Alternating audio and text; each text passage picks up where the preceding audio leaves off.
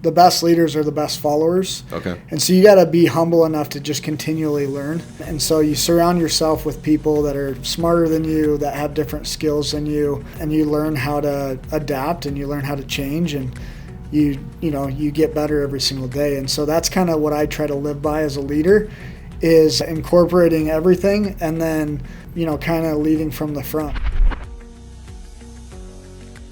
Welcome, everybody, to another episode of the Be Bright podcast. Today, we have one of the brightest people I know, Stetson Banks. Stetson, if you want to give people a little bit of background about you. Love being here. Huge sales advocate. Been in different types of sales my whole career.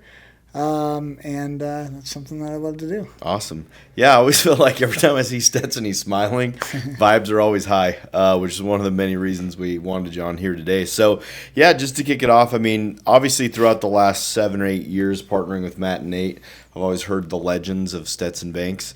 Been able to meet you, fortunate amount of times throughout that, and then obviously the last few months a lot more. But I guess just because I haven't had Matt and Nate on, they keep dodging me on this. What was it like growing up with those guys? Oh, they were characters. They're always into music, which is really fun, always a good vibe.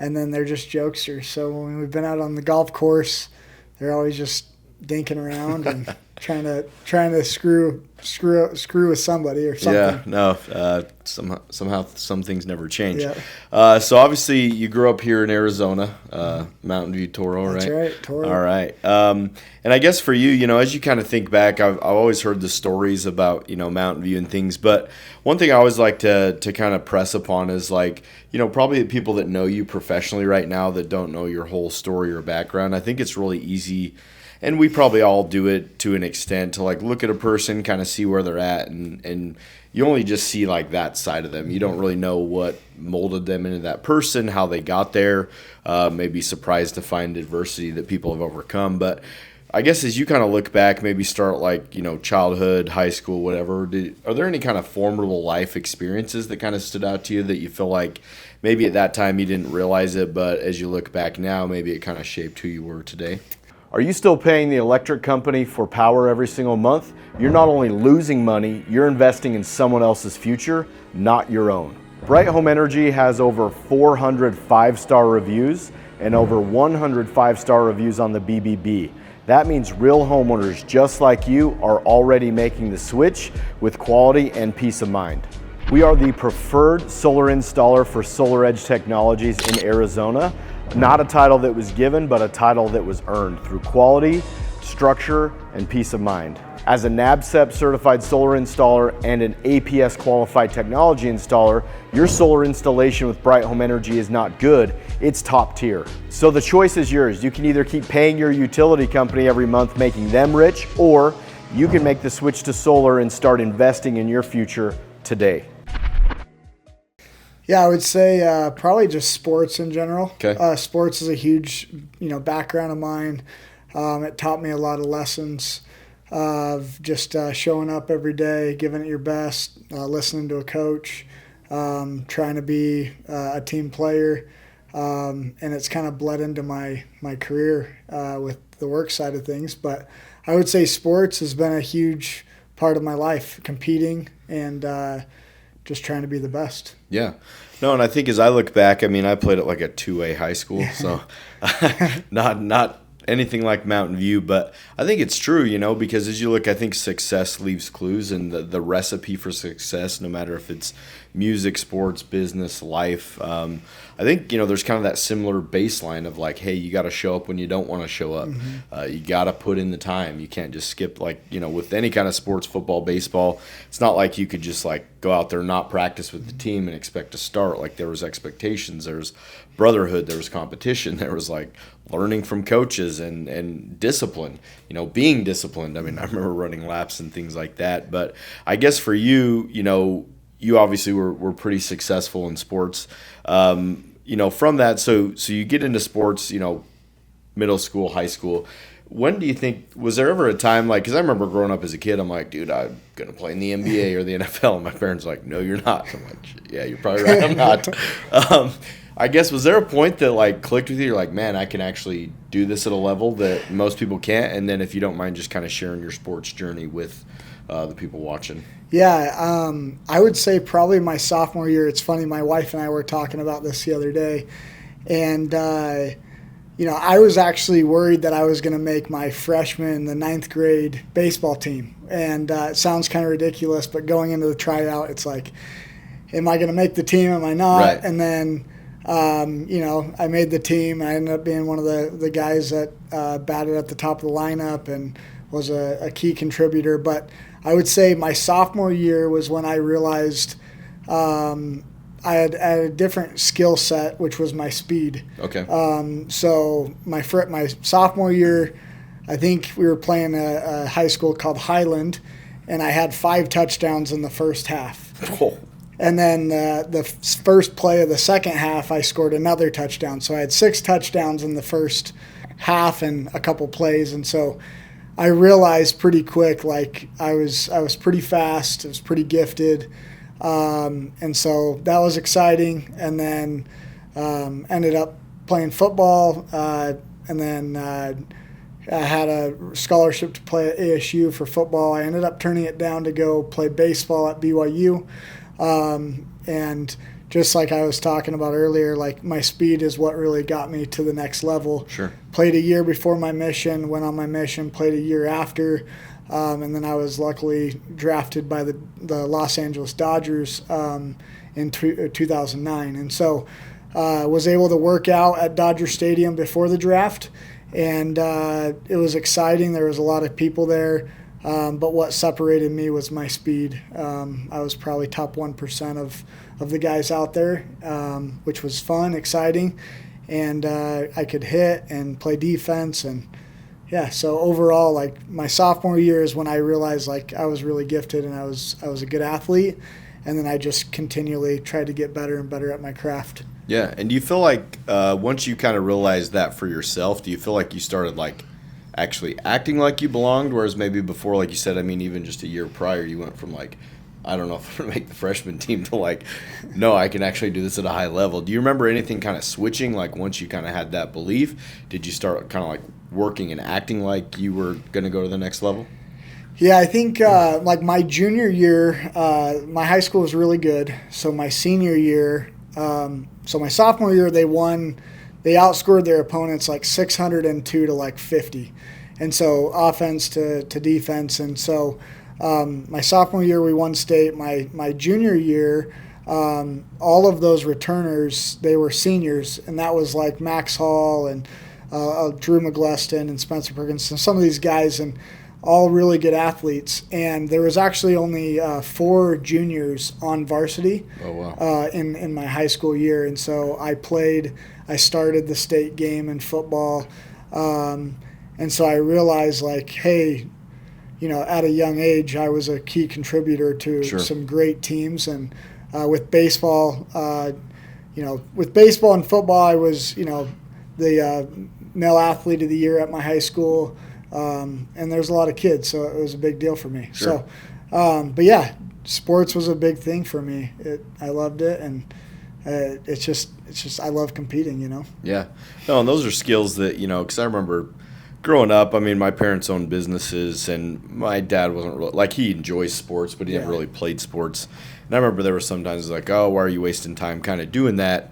But I think the cool part is, I think as I got older and he kind of saw it, is like it does teach you some lifelong lessons that honestly you can't really learn any other way other than if being in a brotherhood, having to compete, like especially like in football, which is a pretty dangerous game, to where you're kind of like putting it all on the line just to like go out there and hit somebody and try to score a touchdown. But as I look back, I think that's what kind of set the foundation for me, from work ethic, being committed to something, kind of a bigger goal, working with a team and things like that. I guess for you, I think never being an athlete to the level that you were, but I've sometimes always heard that like some people's like identity was wrapped up in being an athlete, and then when that doesn't work out, it can be kind of hard for them to kind of transition to the real world per se. I mean, what was that transition like for you? Because there obviously came a point where like, okay, this isn't going to be my career now, I got to figure something else out. Yeah, so I was in professional baseball for almost 3 years, and so once I got out of it, I was in it short enough to know what it was like. Okay. But I was in it, short enough to also go back to school, get a Sure. business degree and things like that. And so, but yeah, your identity really is sports. Like I remember going to church and everybody talking about the Friday game, or Right. in the minor leagues it was like, hey, where are you going to be at this year? Where are you going to be living? Are you going to be in single A, double A? Right. And so there was always questions, and so your identity really does get wrapped into your life. So when it was all done, it was, hey, what do I do now? I wanted to just work a normal job where I didn't have to travel. I could be with my wife and my kids. Sure. And so I realized through this, my identity ended up being in sales. Like Yeah. I love building sales teams. I love mentoring new guys that come into the industry. And so kind of my identity shifted more to that, and then more as just a father and a husband. Oh, that's awesome. And for you, obviously getting out of sports and going back to school, and then you obviously had to figure out what you wanted to do. Why door-to-door sales, and like what got you into that? So funny question. So when I got drafted in 2009, the economy wasn't great. No. And so not a lot of people were hiring. And then I only had like 3 to 4 months before I had to go back to spring training. Okay. And so there wasn't a ton of jobs that were 3 to 4 month jobs. And so I remember getting my first job at an auto glass place. And it was really fun because I would sit in a call center. I think they would do smoke breaks like every 12 minutes. And I think I was getting paid like $8 an hour. And every time you would sell a windshield, you would put a tally up and you got an extra $1 an hour, which is kind of funny. But I ended up calling a guy named Brad Mortensen, and I sold him a windshield. And he ended up telling me, hey, I'm actually doing door-to-door selling Dish and DirecTV. You should come look at it. We're making, if you sell 10, you get $2,000. And we're like, oh, man, that's awesome. So I only had a short window, and I wanted to make some decent money. And so that's how I got into door-to-door, was in between my seasons, Right. I would just knock doors. Okay. So that's kind of how I got into it. So you literally called Brad and sold him a windshield? Yep. And then he recruited you over the phone? Exactly, yep. Oh, my heck. I did not know that. That's Yeah. awesome. Yeah, it's fun. Wow, what a small world. So you get out of the call center with the smoke breaks and you go to, selling satellite.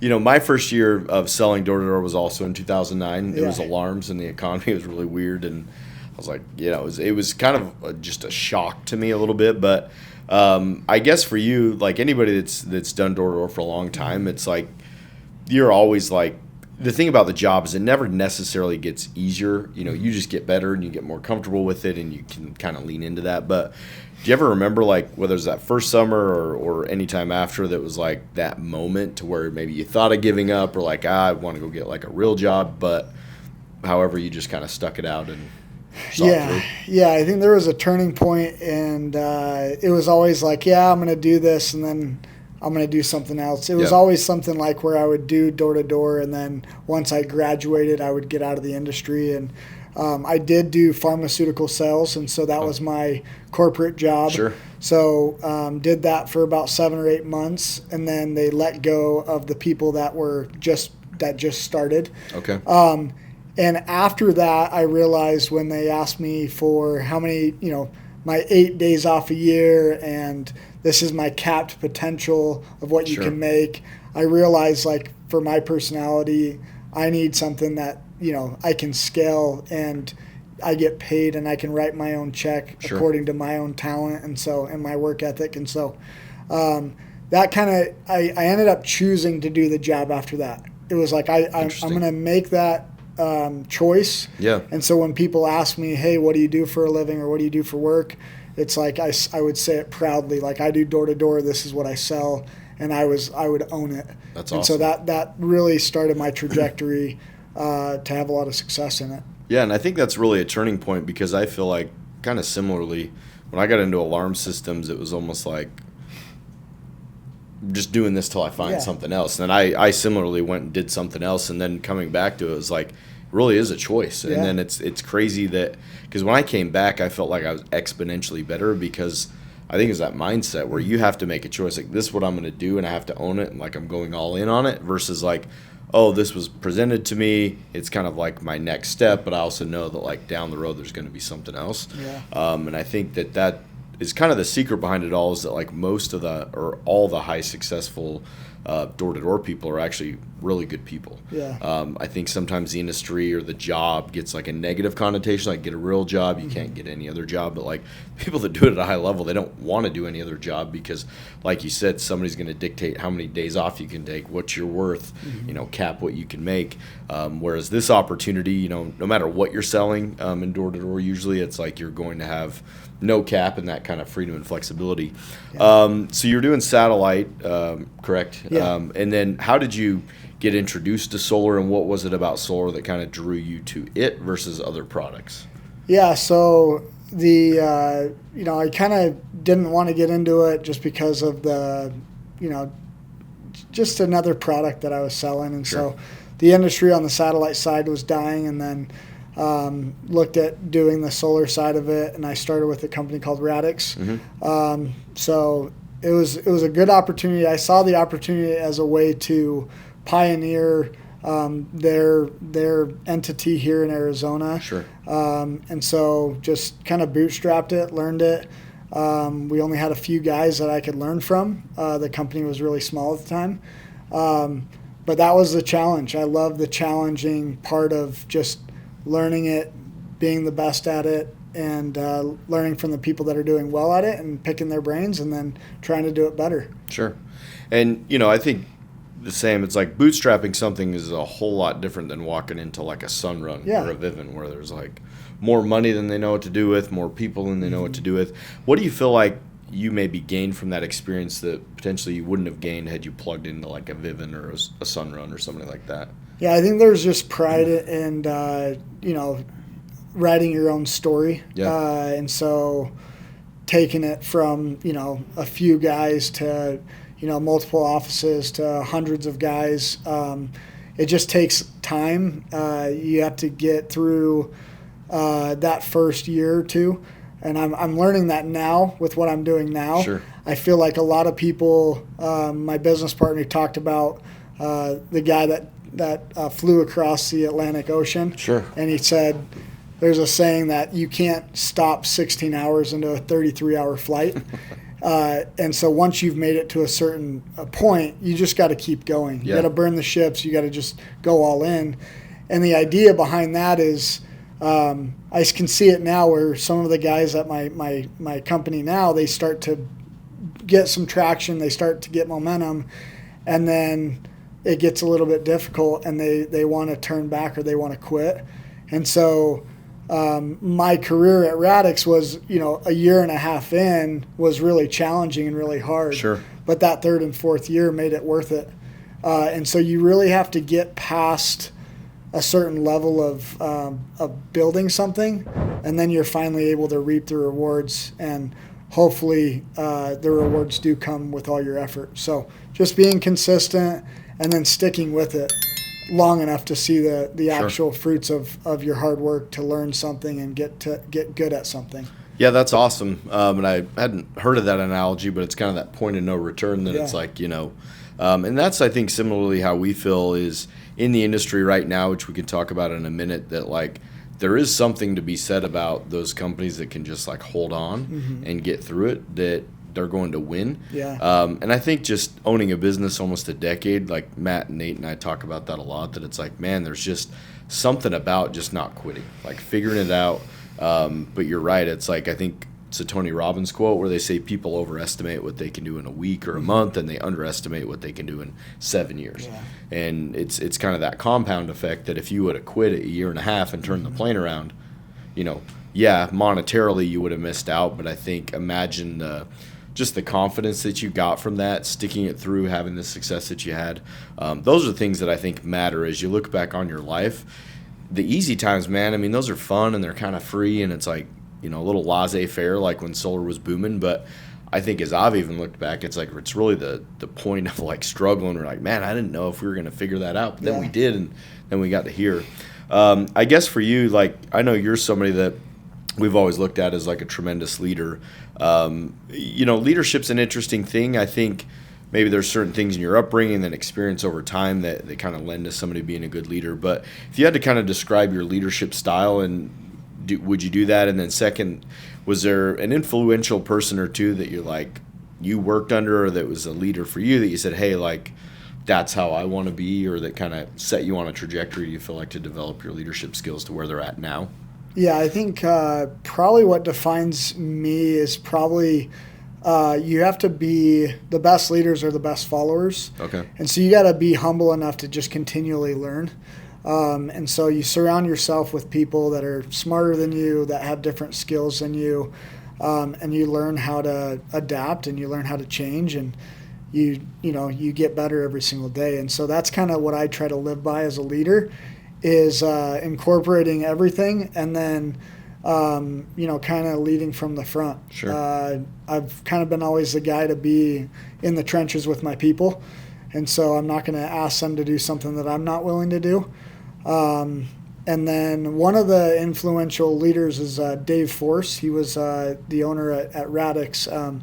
He was awesome. He empowered the people, and he believed in them. So he planted those seeds. He would empower them to do more, and he would do it in a loving way. And so I think him and I are somewhat cut out of the same cloth. Sure. With that aspect. But I just was blessed to spend some good quality years with him, and it was a blessing. Awesome. And, as solar has changed over the last few years, there's a lot going on. It seems like a little bit of unrest in a lot of things. I mean, the thing about solar, it's an interesting industry because it's so young, like comparatively, that it really hasn't had these cycles. Like they've had like utility cutbacks, and the tax credit a few years ago was kind of going down, then it got extended, but now like we're really seeing kind of a cycle in the industry. I guess what for you makes you feel like solar is still going to be a strong, viable thing, not only for the next couple of months, but maybe several years and beyond that? Yeah, for us in our position, kind of what we're doing at our company, we look at it as a strong play. Our goal is to help people attain homeownership and sustain it. And sustaining homeownership, one of the highest bills in your home is your power bill. Right. And so that still is going to be a significant savings because the power companies are going to continue to raise their rates. Right. The tax credit, it's a one-time thing usually. So we don't hang our hats on that. It will affect the industry, but in the long run, it'll be something that might be good for it. But yeah, I think the industry as a whole, I mean, there's going to be power companies. The power companies are going to either have to extend their growth side of it, and it's going to cost the consumer. But the sun's not going away. So yeah, no, it's true. And if you think about it too, I heard at one point that like the two most paid bills is water and electricity. Yeah. Even before a mortgage, before rent, and it's because all of us, I think you can kind of look back and say, like, if I started cutting things out of my life, where would electricity fall? It'd be one of the last things you would want to cut out from that. And so, yeah, if you don't mind explaining, Hoper, obviously, talk a little bit about that, and then just the mission you guys are on to help people. I love it. So Hoper, it stands for Home Ownership Promotion Education Research. So we're helping people through our research program. It's a social innovation project. Okay. So we educate people to what homeownership looks like. They take a research class. We work with Dave Ramsey's financial mentorship. So we're trying to help people get educated, become more financially responsible, and then one of the mechanisms is solar. Yeah. We utilize the FHA solar and wind policy, which has been a beautiful program. We've scaled it from a couple states to 46 states, and you guys are a great partner of ours here. I love what you guys are doing. Bright Home, I feel like you guys have figured it out. You haven't over-leveraged yourself, but you've done it just to make sure your guys are taken care of. And so you're a great partner for us, and it allows us to get more people into homes. And one of the sustainability parts is the electric part. Right. So it's a beautiful program that we have. Yeah, well, and it's something. Correct me if I'm wrong, because I mean, some of it we just get little snippets here or there, but I mean, this has actually been around for quite a while, right? It's just been very like underutilized, or like people just haven't really known it was there, or what? Yeah, it's been around for about 7 years now, Okay. and just the mechanisms behind it. My partners come from the mortgage industry. I come from the solar space. We've kind of married one another. Sure. And we've created this concept that's just been a great thing. And we're able to market to realtors, loan officers, title companies, builders. And so our pool of where we're going out to contact is we're able to utilize a lot of different ways of doing business and building relationships with people. Sure. And obviously the way you're going about solar now is different than it probably was the first few years. But once again, you kind of find yourself on the ground floor of something, building it up, like not having probably a clear road path of like people that have been there before. I mean, do you feel like you're kind of drawing on past experience, or have you had any kind of new formidable lessons you've learned throughout this part of the journey? Yeah, I mean, it's fun. We're like, it's been around for 2 years, but I'm about 10 months in. Okay.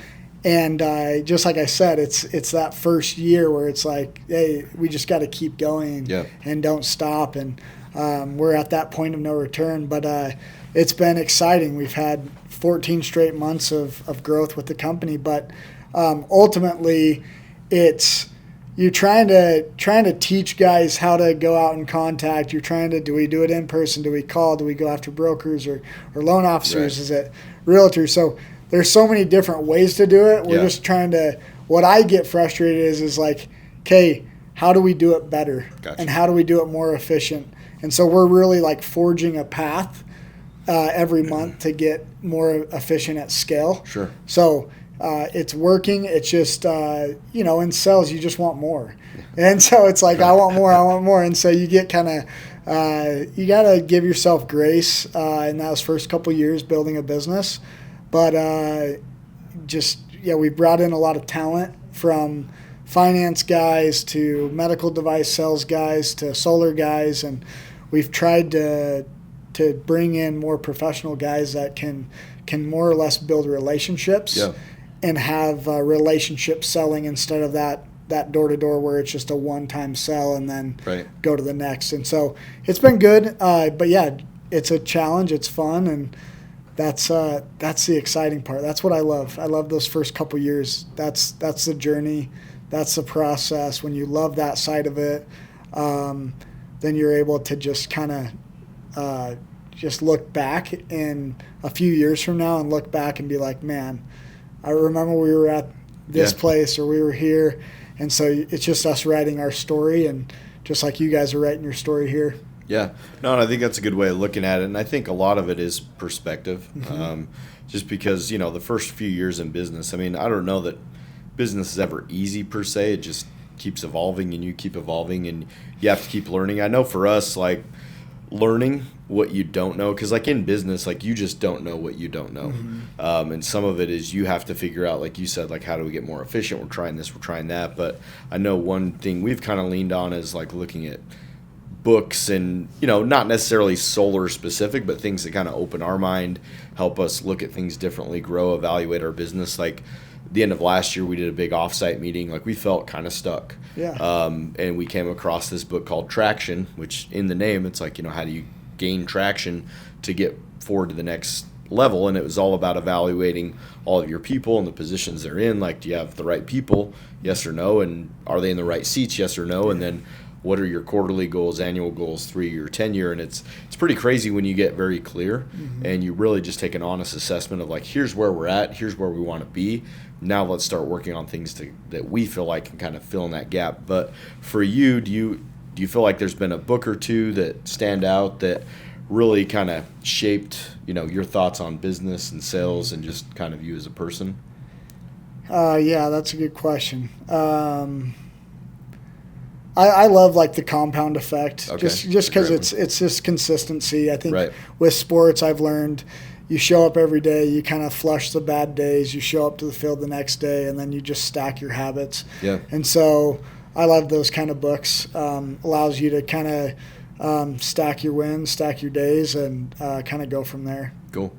Yeah, and that's the thing is I think continuing to learn, that's the biggest thing. Being in sales and being in business, I think we often do it because of the monetary nature and probably the freedom. But I tell a lot of people, especially that are newer, that are thinking about selling solar, as I say, yeah, that's all important. But I promise you, if you'll come and give everything you have to this job, who you become in the process is going to be more valuable to you than the money that you make. Yeah. And I think that's what's cool to see, like people we like succeed, because it's like the person you're becoming is definitely, yeah, money's important. We got to have it. We want it. It's better to, I'd rather have more than I knew what to do with than not enough. But I guess for you, just kind of a few last questions. Number one, what would you consider to be your why? Like when things are tough, when maybe you want to quit, other than just like, yeah, we should just see it through, like what intrinsically motivates Stetson to keep going and just be the best version of yourself? Yeah, I would just say my personal mission is to help other people perform at their highest level while still living a holistic life. Sure. So that is kind of my main goal is helping employ people, helping them perform at their highest level, do their best, but still have a balanced lifestyle. And so that is like my mission, my personal mission. And the why behind it is I just enjoy connecting with other people. I love growing sales orgs, and I love performing, and I love sales side of it. Yeah. And so just the why is just challenge yourself, get uncomfortable, like smile, laugh about the uncomfortable side of it, laugh at the funny things that happen, keep it light, but just get as many people as you can to have the same mission and the common goal, and then go after it. And then every month try to innovate and get better and better, yeah, and create better systems. So no, and it's funny because I feel like that's actually spoken like a true leader. Like when I got my first leadership position, it was in alarms, and I remember just like the title like was so exciting, and I could make an override, and then like even starting a business, I'm like my life's mission was to be like CEO, and have that title on LinkedIn or whatever. And then after about a month or two, I'm like, dude, I don't want to be CEO. I don't want anybody to even know I own the business. But it is about the impact, because Matt, Nate, and I laugh and cry about it sometimes. It's like our best memories, if when we look back on this thing, and even now, like our very best memories are like our people that freaking crushed it, or bought a house, or did this, like completely changed their life. And like just kind of being a part of that. Like we have something called the Bright Home Babies. Like we keep track of how many babies that have been born while we were Bright Home.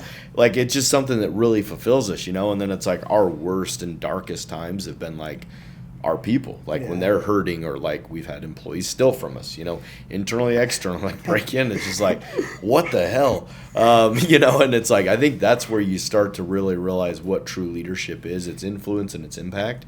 And it can be hard, it can hurt to care, because inevitably people aren't going to work for you forever. And then I guess for you too, just to kind of wrap things up, I mean, when you look back on all this, like what do you want your legacy to be? And like when somebody says, Stetson Banks, like what do you want to be known for? I would just say, he was always there in the trenches with me. He was always there looking out for me, always making me a better version of myself, always empowering me in every which way. And that's kind of what I would want. I would want people to say, hey, I work for Stetson, or for me, I take pride in my name in the industry. And so just trying to do people right, whether you leave a company the right way, whether you, whenever you're there, be present, be where your feet are, and like give them your best. Sure. And I kind of lived by that. And so when I was with the company, I was with them, and I was all in. Yeah. And then if something shifted and changed and I left after a few years, I left with gratitude, and then I also went into the next phase or the next product and said, okay, how do I be the best at this? And so I want people to know like that I'll do my best to make their jobs a little bit easier. And then I want them to, I want to give them the abilities to take care of themselves and have a great life outside of just always pushing for more and more sales. Yeah.